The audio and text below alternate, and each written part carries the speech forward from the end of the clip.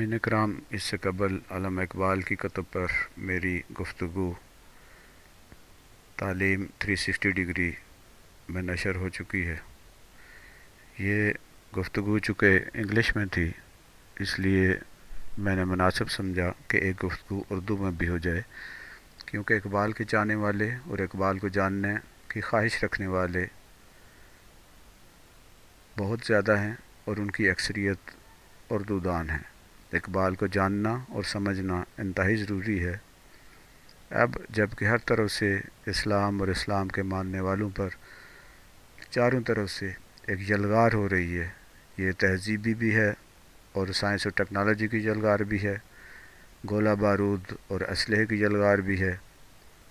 آج کے دور میں یہ انتہائی ضروری ہو گیا ہے کہ اپنے جوانوں کو، اپنی نوجوان نسل کو اقبال سے روشناس کروایا جائے اور انہیں اقبال کی شاعری سے جوڑا جائے، کیونکہ اقبال ہی وہ شخصیت ہے جس نے سیاسی، تہذیبی، مادی اور قانونی میدانوں میں ملت اسلامیہ کا دفاع کیا، اور اس کی شاعری میں ملت اسلامیہ کو جوڑنے اور اس کا دفاع کرنے کا پورا سامان موجود ہے۔ اس لیے یہ بہت ضروری ہے کہ ہم خود بھی اور ہماری آئندہ آنے والی نسل بھی اقبال کو سمجھے اور جانے۔ آج کی یہ گفتگو بھی اقبال کی کتب کے بارے میں ہے۔ اقبال کی جو کتابیں ہیں ان کا مختصر جائزہ پیش کیا جائے گا، اور تاکہ ہمارے نوجوان ان کتابوں کے قریب آئیں اور ان کو سمجھنے کی کوشش کریں، اور اس طرح ان کے اندر جذبہ ایمانی پیدا ہو۔ اقبال کی پہلی کتاب جسے میں آپ کے سامنے پیش کرنے کی جسارت کر رہا ہوں، اس کا نام علم الاقتصاد ہے۔ یہ کتاب اردو میں ہے، یہ نثر ہے، یعنی یہ شاعری کی کتاب نہیں ہے۔ اس کو اقبال نے 1903 میں پیش کیا اور یہ پہلی تصنیف ہے اقبال کی۔ یہ معاشی مسائل سے متعلق کتاب ہے، یعنی یہ ایک اچھوتی بات ہے کہ اقبال کا زیادہ موضوع تو فلسفہ ہے، سیاست ہے، لیکن پہلی کتاب ان کی جو ہے وہ معاشیات پہ ہے، علم اقتصاد پہ ہے۔ اس میں انہوں نے معاشی مسائل پر سیر حاصل بحث کی ہے۔ یہ کتاب دراصل اقبال نے اپنے استاد W. بل اسکوائر سے متاثر ہو کر لکھی ہے، جو ان کے استاد تھے، اور اس کتاب کا انتساب بھی اقبال نے انہی کے نام کیا ہے۔ جب یہ کتاب لکھی گئی تو اس وقت یہ موصوف محکمہ تعلیم پنجاب کے ڈائریکٹر سے۔ اس کتاب میں مصنف نے آمدنی کے ذرائع اور آمدنی کے استعمال پر بحث کی ہے، اور علم اور اقتصاد کے گہرے تعلق کو واضح کیا ہے، اور یہ نتیجہ اخذ کیا ہے کہ اقتصادی ترقی کے بغیر کسی قوم کی ترقی کرنا ممکن نہیں ہے، لیکن اقتصادی ترقی کے لیے بھی یہ ضروری ہے کہ مناسب علم حاصل کیا جائے۔ یعنی اقتصاد کو، معاشیات کو انہوں نے علم سے جوڑا ہے، اور ایک اچھی تعلیم اور ایک مؤثر تعلیم ایک بہتر اقتصاد کا ذریعہ بنتی ہے، اور بہتر اقتصادی حالات کسی بھی قوم کی ترقی کا باعث بنتے ہیں۔ اقبال رحمۃ اللہ کی یہ دوسری کتاب ہے، جس کا موضوع ہے the development of meta physics in Persia. فارس میں مابعد طبیعیات کے فروغ پر یہ کتاب اقبال نے اس وقت لکھی جب وہ میونخ یونیورسٹی سے PhD کر رہے تھے۔ یہ دراصل اقبال کا مقالہ ہے جو انہوں نے PhD کے تقاضوں کو پورا کرنے کے لیے لکھا تھا، جبکہ وہ میونخ یونیورسٹی میں زیر تعلیم تھے۔ اس میں فارس میں مابعد طبیعیات کے موضوع پر بات کی گئی ہے، اور یہ انگریزی زبان میں ہے اور پڑھنے کے لائق کتاب ہے۔ اقبال کی تیسری کتاب جس کے بارے میں ہم بات کرنے جا رہے ہیں، اس کا نام مثنوی اسرار خودی ہے۔ اس میں اقبال نے خودی کے پوشیدہ رازوں سے پردہ اٹھایا ہے۔ خودی اقبال کی شاعری اور ان کے نظریات کا مرکزی موضوع ہے۔ اقبال کی ساری شاعری خودی کے موضوع کے گرد گھومتی ہے۔ یہ کتاب فارسی زبان میں ہے، اور اسے اقبال نے 1915 میں پیش کیا۔ اگرچہ کہ یہ کتاب فارسی زبان میں ہے، لیکن اس کی شرح اردو، انگریزی اور دیگر کئی زبانوں میں موجود ہے۔ اقبال کے خودی کے تصور کو پوری طرح سمجھنے اور جاننے کے لیے اس کتاب کا مطالعہ بہت ضروری ہے۔ اقبال کی چوتھی کتاب رموز بے خودی ہے۔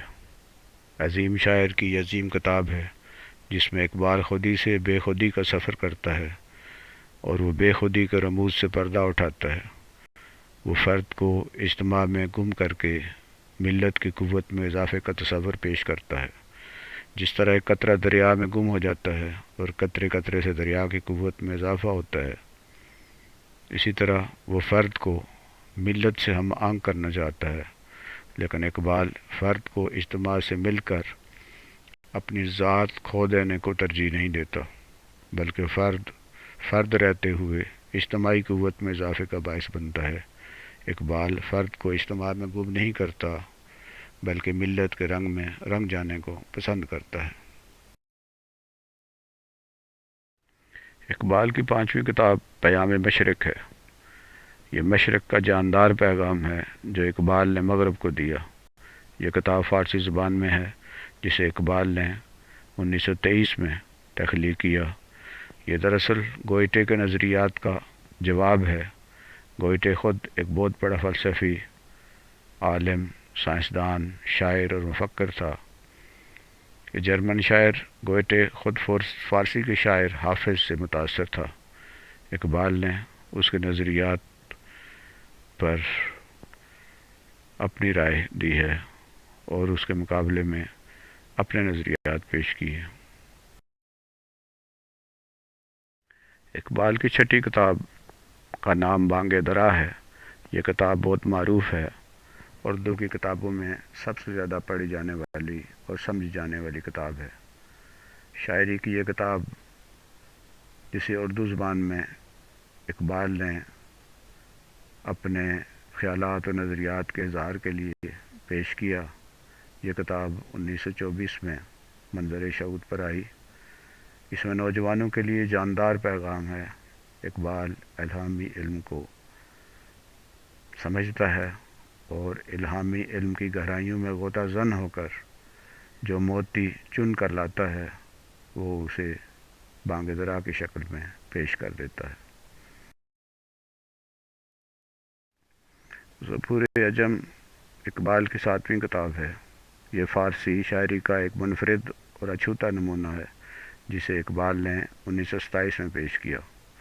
زبور عجم میں مثنوی، گلشن راز جدید اور بندگی نامہ شامل ہیں۔ اس کتاب کے 4 حصے ہیں۔ پہلے 2 حصے غزلوں پر مشتمل ہیں، جبکہ باقی 2 حصے ایک طویل نظم پر مشتمل ہیں۔ اقبال قاری کو اپنے ساتھ خودی کی گہرائیوں میں لے جاتا ہے اور خودی کی دریافت اور خودی کو مضبوط سے مضبوط تر کرنے کے لیے جستجو میں لگا دیتا ہے۔ The reconstruction of religious thoughts in Islam, Islam میں مذہبی افکار کی تعمیر نو، یہ اقبال کی 8ویں کتاب ہے۔ اقبال اس کتاب میں مذہبی دنیا کی سینہ چاکی کرتا ہے۔ یہ اقبال کے فلسفیانہ اڑان کی انتہا ہے۔ وہ سائنس، مذہب اور فلسفے کی باہمی کشمکش پر اپنے رد عمل کا اظہار کرتا ہے۔ اقبال ایک نئے انداز میں اور ایک نئے زاویے سے انسانی علم، روحانی علم اور خدائی علم کو باہم ملتا ہوا دیکھتا ہے اور اپنی سوچ کو اس نئے علم سے منور دیکھتا ہے۔ قاری اس کے نرنگے خیال میں مسحور ہو کر رہ جاتا ہے۔ وہ مذہبی افکار و خیالات کی تعمیر نو چاہتا ہے۔ یہ شاعری کی کتاب نہیں ہے بلکہ نثر ہے۔ اس سے معلوم ہوتا ہے کہ اقبال کو 3 بڑی زبانوں یعنی فارسی، انگریزی اور اردو پر کمال دسترس حاصل تھی۔ یہ کتاب 1930 میں شائع ہوئی۔ جاوید نامہ اقبال کی نویں عظیم تخلیق ہے۔ جاوید اقبال کے بیٹے کا نام بھی تھا، اور جاوید ہمیشہ رہنے والی چیز کو بھی کہا جاتا ہے۔ یہ فارسی زبان کی شاعری کی کتاب ہے، اور یہ اقبال کی شاعری کا نقطہ عروج ہے۔ اقبال نے جاوید نامہ 1932 میں تخلیق کیا۔ یہ دراصل دانتے کے نظریات کا عکس ہے۔ دانتے خود تو قدیم رومن شاعر تھا، جبکہ اقبال نے مولانا رومی سے فیض حاصل کیا۔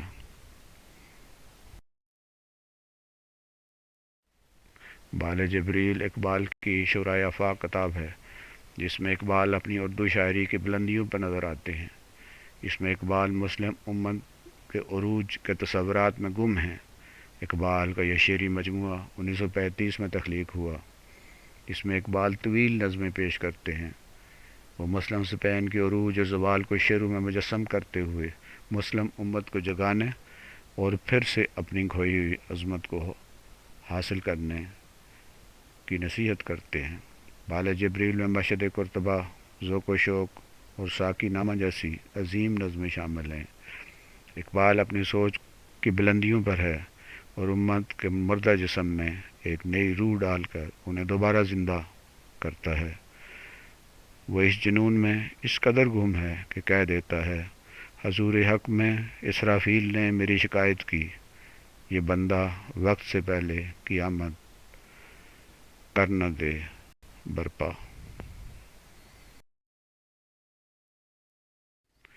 کلیم حضرت موسیٰ کا لقب ہے اور ضرب ان کے عصا کی چوٹ ہے۔ ضرب کلیم اقبال کا اردو شاعری کا ایک ہیرا ہے، جو اقبال نے اپنی شاعری کو موسیٰ علیہ السلام کے عصا کی طرح استعمال کیا۔ یہ شعری مجموعہ 1936 میں مکمل ہوا۔ اس میں اسلام اور مسلمان، تعلیم و تربیت، سیاسیات، مشرق و مغرب جیسے موضوعات شامل ہیں۔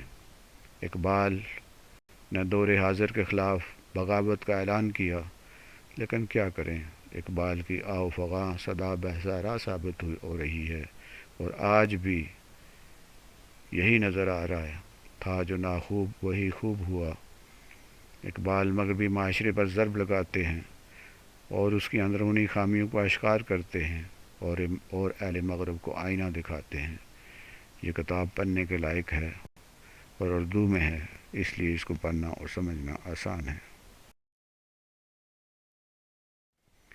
پاسچے باید کرد ہے اقوام شرق اقبال کے فارسی کلام کا مجموعہ ہے، جو 1936 میں تخلیق ہوا۔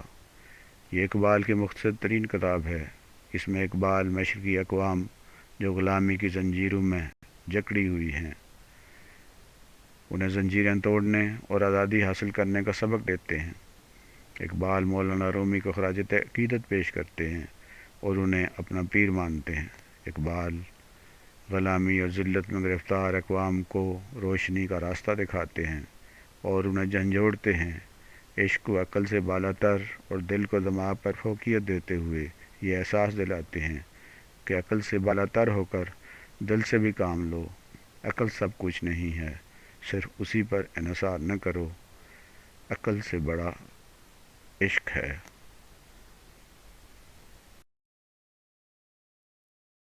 ارمغان حجاز اقبال کی وہ کتاب ہے جو 1938 میں ان کی وفات کے بعد شائع ہوئی۔ یہ فارسی اور اردو میں ہے، یعنی اس میں کچھ کلام فارسی میں اور کچھ اردو میں ہے۔ اس کتاب میں بہت سے شگاف ہیں۔ یہ شگاف اقبال نے دانستہ چھوڑے، کیونکہ وہ چاہتے تھے کہ دربار مدینہ اور دیار مکہ کی حاضری کے بعد وہ ان شگافوں کو پر کریں گے، لیکن زندگی نے انہیں اس کی مہلت نہ دی، اور وہ اپنے محبوب محمد صلی اللہ علیہ وآلہ وسلم کے در پر حاضر ہونے کے بجائے اپنے رب کے دربار میں حاضر ہو گئے۔ اللہ ان پر اپنی رحمتوں کی بارش کرے۔ لیٹرز آف اقبال یعنی اقبال کے خطوط انگریزی زبان میں ہے۔ یہ کتاب اقبال سے منسوب ہے۔ اس لیے کہ یہ انہی کے خطوط پر مشتمل ہے، تاہم ان خطوط کو جمع کرنے اور کتابی شکل دینے کا کام بشیر احمد ڈار کے حصے میں آیا۔ یہ کتاب 1978 میں شائع ہوئی۔ Straight reflections, اقبال's private note book, منتشر خیالات۔ یہ کتاب علامہ اقبال کی ذاتی ڈائری پر مشتمل ہے۔ اس کتاب کو ان کے فرزند جاوید اقبال نے مدون کیا۔ چونکہ یہ کتاب اقبال کے اپنے خیالات پر مشتمل ہے جنہیں جاوید اقبال نے کتابی شکل دی، اس لیے یہ بھی اقبال ہی کی ایک کتاب شمار کی جا سکتی ہے۔ یہ کتاب 2006 میں شائع ہوئی اور انگریزی زبان میں ہے۔ حاصل کلام، آج کی اس گفتگو کا حاصل یہ ہے کہ اقبال پاکستان کا ہی نہیں، مسلم امت کا شاعر ہے۔ اس کا کلام مردہ دلوں میں نئی روح پھونک دیتا ہے۔ جوں جوں وقت گزر رہا ہے، اقبال کو اور اقبال کی شاعری کو سمجھنے اور اس سے فائدہ حاصل کرنے کی ضرورت زیادہ ہوتی جا رہی ہے۔ اب ضرورت اس امر کی ہے کہ ہم اپنی نئی نسل کو اقبال سے روشناس کروائیں اور اقبال کی شاعری کے فہم کو عام کریں۔ یہ اس سوئی ہوئی امت کے لیے نہایت ہی ضروری ہے۔ امید ہے آپ اس سلسلے کو پسند کریں گے اور اسے جاری رکھنے میں میری مدد اور حوصلہ افزائی کریں گے۔ وما علینا الا البلاغ المبین۔